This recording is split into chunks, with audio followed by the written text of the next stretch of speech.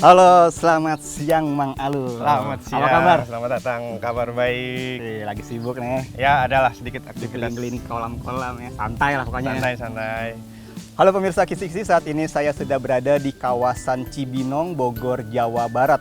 Dan sekarang di sebelah saya sudah ada Mang Alul ya. Betul. Yang dikenal sedang melakukan budidaya maggot. Ya.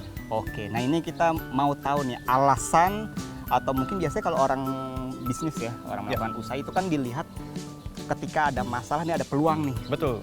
Nah, apa sih yang Mang Alul lihat saat itu sehingga memutuskan untuk membudidaya maggot? Ya, sebetulnya saya ini untuk di maggot, di dunia permagotan masih dibilang sangat baru sekali. Bisa dibilang pemula. Saya baru berjalan di tahun ini, gitu. Kenapa saya munculkan ide untuk mengembangkan maggot? Karena aslinya saya itu petani lele. Oh, Ya, karena lele itu kan sangat dikenal rakus sekali pakannya. Nah, untuk pakan yang ada juga, dia sangat mahal sekali untuk model seperti pakan-pakan pabrikan yang beredar di pasaran ya. Ada pelet tertentu lah yang sudah dikenal sama masyarakat atau petani lele. Nah, berdasarkan dari sana, karena tingginya pakan, kita namanya lele harus mengakali bagaimana caranya supaya kita tidak terlalu tinggi cost-nya, gitu. Karena kan namanya kita usaha itu kan harus ada untung dong. Kalau misalkan untung sedikit-sedikit, apalagi sampai buntung buat apa?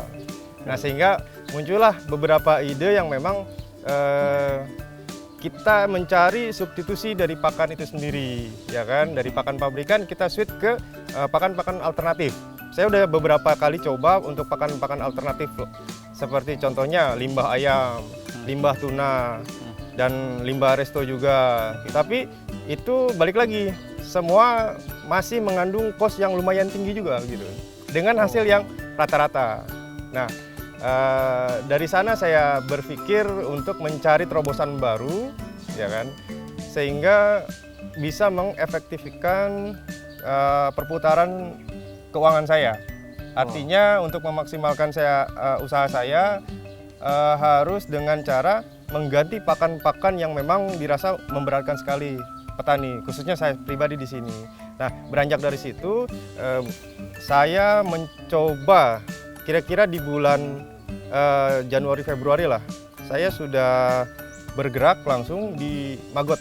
Jadi ceritanya saya cari tahu, awalnya saya cari tahu, saya coba, saya trial untuk budidaya maggot. Itu awalnya memang banyak sekali kesulitan, banyak sekali hambatan, karena kaitannya itu maggot ini kalau kita beli ya sama aja, kos lagi dong, gitu, ya kan. Nah, sehingga di sana muncul ide gimana caranya saya produksi maggot tapi dengan low cost. Awalnya itu saya low cost. nah itu gimana tuh? Nah, saya membangun beberapa fasilitas seperti gudang, kandang maggot ya. Kemudian ada beberapa fasilitas lainnya yang mendukung untuk budidaya maggot. Nah, saat itu saya kendala di pakan ceritanya. Pakannya ini kan sebetulnya kalau maggot itu kan nggak harus dalam arti nasi catering atau limbah resto, enggak. Semua yang sifatnya organik bisa. Nah, Ya kan, kalau orang-orang lain itu atau teman-teman lain itu menggunakan salah satunya itu kohe. Kohe itu kotoran hewan, seperti kotoran puyuh, kotoran ayam petelur, dan sebagainya. Nah, hanya saya kurang cocok untuk menggunakan kohe karena kaitannya sama lingkungan ya. Berdampak bau yang tidak sedap. Jadi saat itu saya kesulitan untuk mendapatkan bahan baku pakan, sehingga saya harus beli saat itu. Betul. Beli itu harganya lumayan.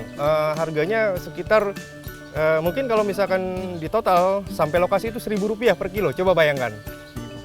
Ya, lumayan. Karena si maggot ini sangat rakus sekali, ya kan. Nah, saat itu saya kekurangan pakan, jadi saya terpaksa harus beli pakan yang limbah resto tadi. Nah, sehingga kan ini belum cocok nih, ya kan, belum masuk lah hitungannya. Sehingga saya searching lagi, saya cari-cari di lingkungan saya untuk mencari sumber-sumber seperti halnya limbah resto atau limbah catering. Dan alhamdulillah saya dapat beberapa channel untuk supply limbahnya tersebut, sehingga untuk saat ini saya aman sekali untuk Aman ya? ketersediaan atau stok pakan si maggot itu sendiri Sudah gitu. ada tempatnya lah ya. Betul.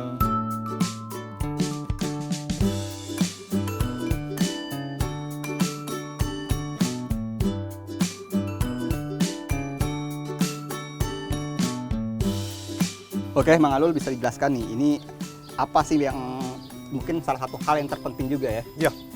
Sebelum Betul. dijelaskan, mohon maaf saya izin pakai masker ya, baunya agak karena nggak terbiasa mungkin saya. Oke, Mang Alul silakan Mas. Ya, jadi ini adalah poin kedua ketika akan melakukan ternak maggot yang harus dipersiapkan. Oke. Ya kan? Jadi ini adalah poin terpenting kedua yang harus dipersiapkan betul, karena siklus maggot sendiri dia akan berlangsung ketika memang kita sudah memiliki yang namanya prepupa atau pupa ya, atau calon indukan ya, indukan lalat begitu. Jadi lalat itu tidak terjadi sendirinya atau kita beli enggak, ya, tapi kita buat juga. Jadi kita persiapkan Siapkan juga. si calon indukan lalatnya itu.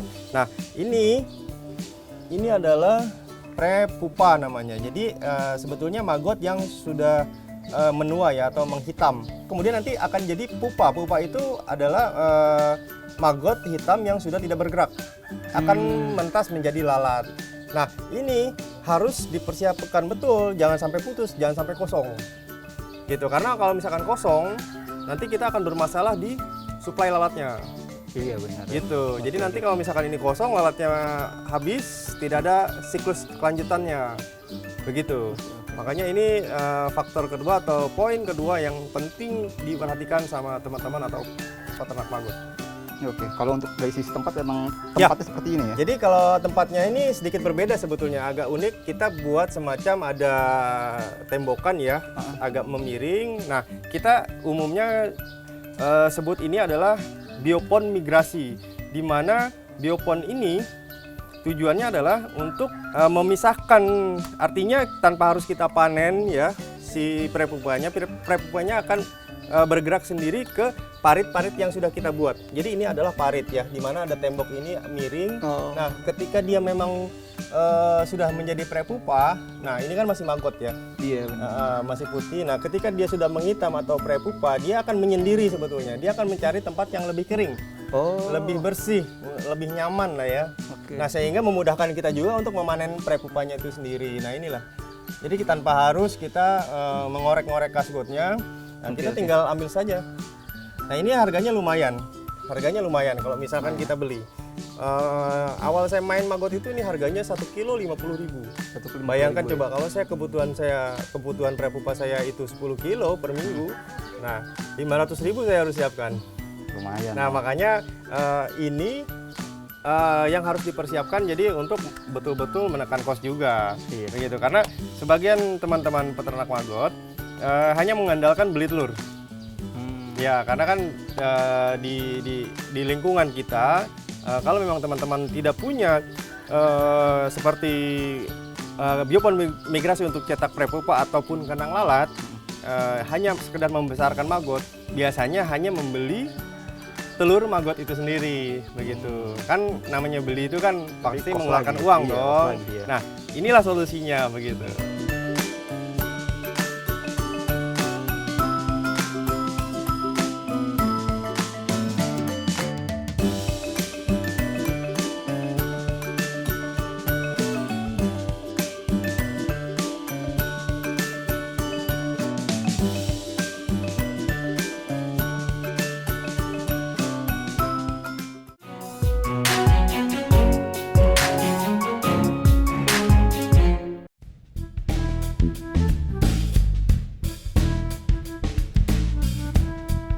Oke, nah pemirsa, ini Mang Alun mau memberikan kita gambaran ya. Ya. Limbah yang sudah diproses sedemikian rupa itu hasilnya seperti apa? Ya, betul. Tadi yang sudah kita lihat bersama, limbah resto yang kita sortir tadi ya, masih berbentuk nasi dan campuran, mungkin ada beberapa lauk dan sayuran. Nah, si limbah nasi yang sudah disortir tadi itu kita lakukan penggilingan atau proses pembuburan. Nah, kita Alat menggunakan ini. alat yang sangat sederhana sekali, saya rakit sendiri. Rakit sendiri ya. Sangat luar biasa. bagus sekali penampakannya, ini tidak ada di pasarannya. Jadi setelah itu nasi disortir ya, kita masukkan, kita giling ya pakai mesin penggerak bensin, kemudian nanti dia akan menjadi bubur. Nah, buburnya itu seperti ini. Gitu. Nah, seperti ini pemirsa. Seperti ini buburnya. Oke. Jadi ini lebih apa ya, lebih ke bubur ya sebetulnya. Bubur ya, Mas. Iya, untuk sebetulnya tujuannya itu untuk memperkecil partikel sehingga mudah dimakan sama Dicerna si juga maggot. mungkin ya. Betul, dicerna dan dimakan sama maggot itu lebih betul daripada yang sifatnya lebih besar ya atau Besar, utuhnya. oke. Ini sangat membantu sekali. Oke, nah setelah menjadi bubur seperti ini, apa langkah selanjutnya, atau didiamkan di tempat khusus atau seperti apa? Ya, awalnya saya itu melakukan fermentasi sebetulnya. Karena kalau berdasarkan informasi, fermentasi itu akan sangat baik sekali meningkatkan atau menyederhanakan bahan ya, atau si bubur ini lebih sederhana. Tapi saya bilang tidak efektif karena kaitannya itu sama waktu ya. Kita kejar-kejaran jadinya jatuhnya. Kita kejar-kejaran, kenapa? Karena namanya fermentasi itu membutuhkan waktu kurang lebih 14 hari. Bayangkan coba, kalau misalkan ini kita fermentasi 14 hari, kita harus punya berapa tong ya kan, waktunya untuk itu penyimpanan. Nah, sehingga saya putuskan saya memberikan langsung, atau setelah digiling ini kita simpan di tong saja. Nah, kenapa saya simpan di tong? Karena si bubur ini kan dia lebih cenderung teksturnya basah ya. Kalau misalkan kita simpan di karung, itu akan menimbulkan bau yang tidak sedap. Pastinya dong. Ini kan limbah, ya kan? Nah, bau basi atau bau apa gitu. Nah, ketika kita simpan di tong, ya kan, tutup rapat, cerita selesai atau sudah aman. Sudah aman ya. Ya, tidak ada efek apapun. Betul. Nah, setelah digiling kita simpan di tong. Nah, kemudian kita kumpulkan di tempat yang sudah disiapkan. Artinya tong itu memang ada tempatnya sendiri. Di samping kita lihat sendiri ya, ini adalah kandang lalat. Nah, kandang lalat ini masuk ke poin ketiga yang terpenting juga, Pak. Oke. Ya, jadi di mana fungsi daripada lalat itu adalah untuk memproduksi telur. Nah, di mana telur itu nanti kita akan tetaskan dan kita akan besarkan menjadi maggot. Nah, di sini ada kandang lalat. Nah, mungkin dilihat ada apa itu, semacam keraras, yaitu tempat hinggap ya. Jadi untuk tempat hinggap lalat. Nah, kemudian ada beberapa wadah mungkin ya. Wadah itu tempat apa, Mas?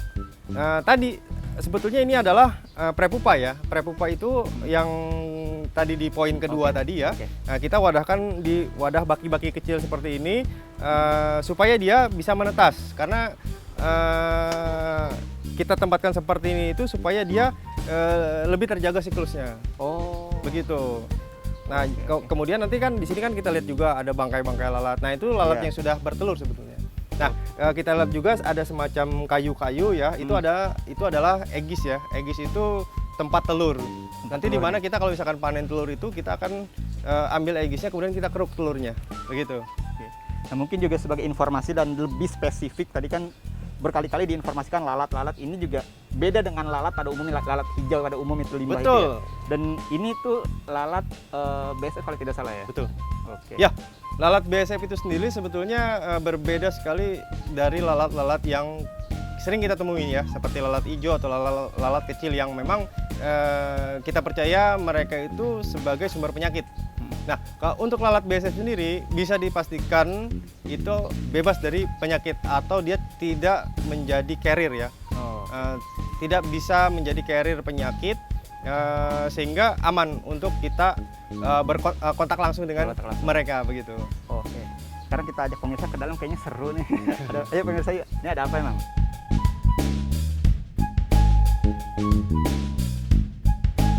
Oke, Bang Alul, di wadah ini nih sedang proses apa, Bang? Ya, ini adalah telur ya, telur yang udah kita ambil tadi dari kandang lalat. Nah, telur ini kita tetaskan dalam wadah. Nah, wadah ini kita sebut bak penetasan ya. Jadi di mana si telur tadi akan menetas di kurang lebih setelah pengerokan itu 2-3 hari dia akan menetas. 2-3 hari setelah pengerokan telur dia akan menetas, dan ini sudah ada yang menetas sebetulnya. Ini yang di atas ini telur itu? Ya, telur.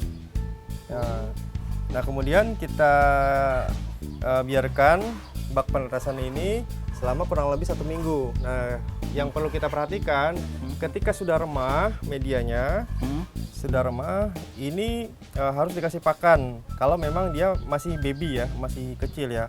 Nah, kalau ini adalah baby maggot yang sudah siap pindah tempat atau pindah ke biopon atau wadah yang lebih besar. Oke. Nah, dia harus sekering ini untuk memudahkan kita menuangkannya sehingga tidak ada yang menempel karena kita pakainya media bubur ya, sangat lengket sebetulnya. Tapi bisa jadi remah seperti ini. Oke, Mang Alul, mungkin ini saya penasaran. Tadinya kan untuk pakannya kan media bubur seperti ini ya. Iya. Nantinya akan berubah seperti ini. Ya, nanti dia akan mengering seperti ini. Oh. Gitu. Akan mengering seperti ini. Ini kita sebutnya remah ya, remahan. Yang tadinya lengket akan seperti ini. Kering gitu. seperti itu ya. Ya, kurang lebih 1 minggu ya. 1 Ada minggu di bak penetasan ini, kemudian kita pindahkan ke kemana? biopon pembesaran atau bak-bak pembesaran. Gitu. Ini adalah bak-bak atau bak penetasan. Nah, kemudian nanti kita pindahkan ke biopon pembesaran. Seperti yang di belakang kita ini. Betul. Oke. Nah, ini adalah biopon pembesaran, di mana nanti kita akan proses pembesarannya itu di sini Proses pembesaran. sampai panen. Berapa lama? Kurang lebih. Bisa sampai panen. Nah, kalau misalkan kita hitung efektifnya, telur itu dia di 3 hari ya, 3 hari 4 hari menetas, ditambah di bak ini 1 minggu. Oke. Ya, sudah 10 hari. Ya kan. Nah, di sini kurang lebih juga 10 hari. Oke. Ya. Jadi efektif waktu untuk proses pembesarannya itu adalah 18 sampai 20 hari. Kita bisa hasilkan maggot seperti ini kurang lebih. Ini adalah maggot yang sudah dipanen ya. Usianya kurang lebih 18 sampai 20 hari. Oke. Jadi ciri-ciri maggot yang sudah dipanen ya intinya dia sudah besar. Kalau seumpamanya dia masih kecil-kecil, mungkin dia ada lalat-lalat yang liar yang ikut bertelur di biopon. Ini kan kita lihat ada lalat-lalat maggot kecil ya. Nah, ini kemungkinan besarnya lalat yang terlepas yang liar dia ikut menelur. Biasanya bertelurnya di sini, di sudut-sudut. Nah, sehingga tercampurlah dengan si maggot-maggot yang kita besarkan tadi. Nah, ini adalah hasil panen maggotnya. Hasil panen maggot. Nah, maggot ini biasanya saya langsung kasih makan ke lele. Begitu. Langsung aja kasih makan ke lele. Oke. Atau kalau memang ada yang beli ya kita jual. Dijual langsung. Begitu. Ya. Oke, ini saya terkait tadi untuk panen ya. Itu kan durasi berapa lamanya kan kurang lebih 20 hari ya. Ya kurang. Nah, dari sisi kuantitasnya berapa banyak rata-rata yang dihasilkan? Untuk di maggot sendiri kita ya tidak bisa dipastikan, tapi bisa diambil rata-ratanya. Jadi kalau dari satu bak penetasan tadi, kalau kita sampai panen itu kisarannya itu satu bak ini bisa dapat 10 sampai 15 kilo. 10 sampai 15 kilo maggot yang sudah dipanen. Oke. Gitu.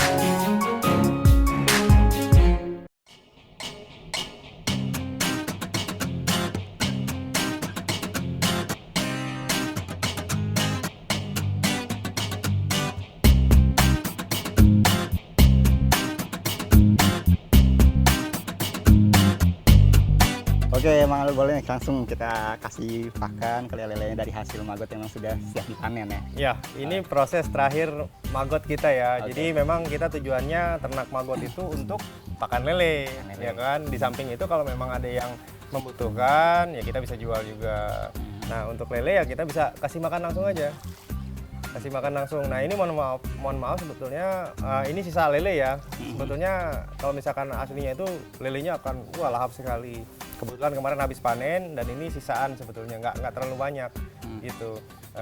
Untuk saat ini memang stok lele saya lagi kosong, kebetulan sekali gitu kan. Nah, biasanya saya langsung kasih gini aja, wah lele itu langsung naik. Langsung ya. Iya. Antusias langsung das. Ya, untuk masa pertumbuhannya pun bisa bersaing lah, bisa bertanding dengan si pakan-pakan yang beredar, mau pakan alternatif ataupun pakan pabrikan ya. Nah, saya kasih makan langsung ke lele. Nah, ini kan gimana ya? Ini kan belatung ya. Iya, Orang iya, mungkin yang awam ngelihat, wih, lele kok dikasih makan belatung, udahan dikasih makan ayam tiren ya kan. Ini ada lagi dikasih belatung ya kan. Nah, sebetulnya ini bukan belatung sembarang belatung loh. betul, betul. Ya, ini adalah larva lalat yang memang sangat baik sekali dan tinggi sekali nutrisinya. Ini sudah dilakukan beberapa kali uji lab sama pihak akademisi ya. Itu kandungan nutrisinya sangat baik sekali, sangat komplit gitu ya.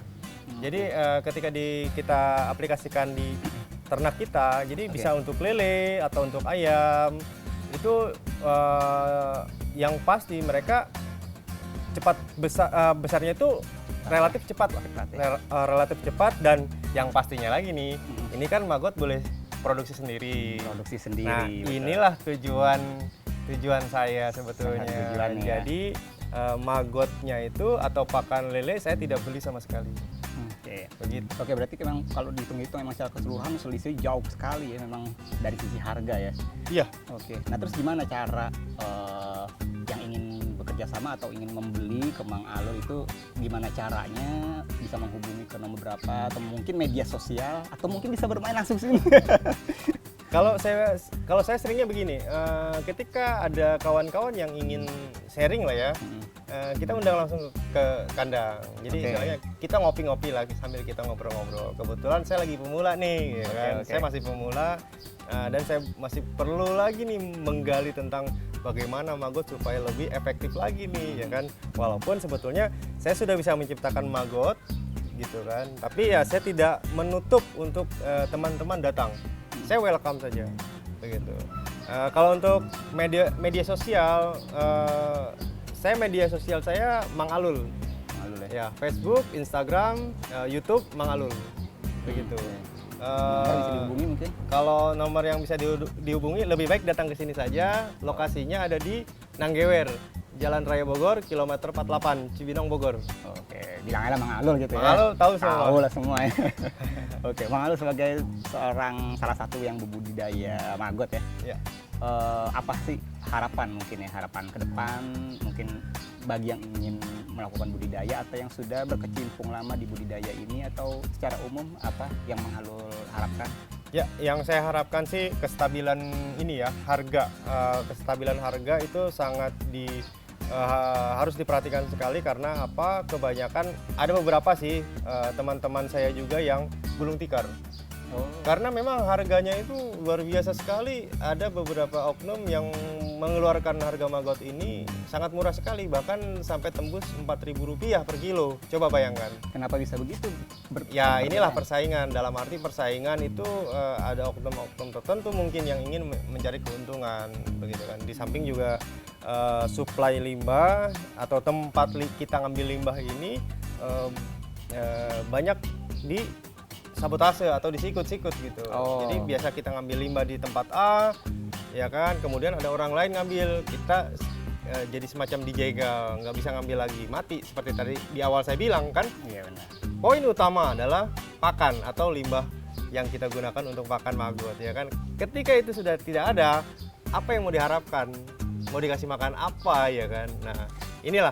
Jadi saran saya untuk teman-teman juga lebih menghargailah kita sebagai sesama petani maggot, ya kan, lebih menghargai di mana kita melakukan aktivitas seperti pengambilan limbah, ya kan, atau menjual sekalipun si produksi maggot kita itu dengan harga yang wajar lah, jangan sampai menjatuhkan yang lain atau jangan sampai merugikan teman-teman lain yang memang sudah lama berkecimpung di maggot. Sangat gampang sekali sebetulnya kalau sudah menguasai semuanya yang tadi saya sebutkan poin-poinnya kan. Hanya sebagai sesama petani maggot, sesama pejuang maggot gitu. Ya kita harus lebih membuka diri, jangan saling menutup diri untuk kita lakukan sharing lah. Kalau bisa kita tetapkan standar harga, kita bagi wilayah untuk pengambilan limbahnya, sehingga kedepannya ini kita akan kuat gitu kan. Begitu, dan kita akan menjual atau memproduksi maggot pun bisa dibilang sekarang ini sudah banyak yang menggunakan maggot, dan yang membeli maggotnya pun merasa tidak keberatan atau tidak kemahalan atau mungkin tidak kesusahan, ya kan. Bisa seperti jangkrik lah contohnya. Kita bisa temukan jangkrik di mana-mana, atau ulat Hongkong, ya kan. Kita bisa temukan di mana-mana di tukang burung. Nah, harapan saya tuh seperti itu. Jadi maggot ini bisa dengan mudah ditemukan di toko-toko yang sering kita datangi untuk membeli pakan-pakan hewan-hewan kesayangan kita, begitu. Oke, yang pada intinya mari kita jangan saling menjatuhkan, kita bekerja sama ya. Ya, betul. Kita saling merangkul lah, Merangkul begitu, ya, begitu. sehingga menguntungkan satu sama lain. Betul. Ya, simbiosis mutualisme. Betul intinya. sekali. Oke, Mang Alul, saya dan tim Kisi mengucapkan terima kasih banyak Ya, sudah diluangkan waktunya untuk bermain ke sini, mengenal lebih jauh bagaimana sih cara membudidayakan maggot. Betul. Semoga usaha Mang Alul semakin sukses. Amin, terima kasih banyak. Semakin berkembang, kemudian harapannya juga itu semoga Allah permudah ya. Amin. Nah, demikian pemirsa Kisi liputan saya bersama Mang Alul, salah satu pembudidaya maggot. Semoga liputan ini menjadi inspirasi untuk kita semua. Akhir kata, saya Arabet mohon undur diri di hadapan Anda. Terima kasih dan sampai jumpa. Boleh?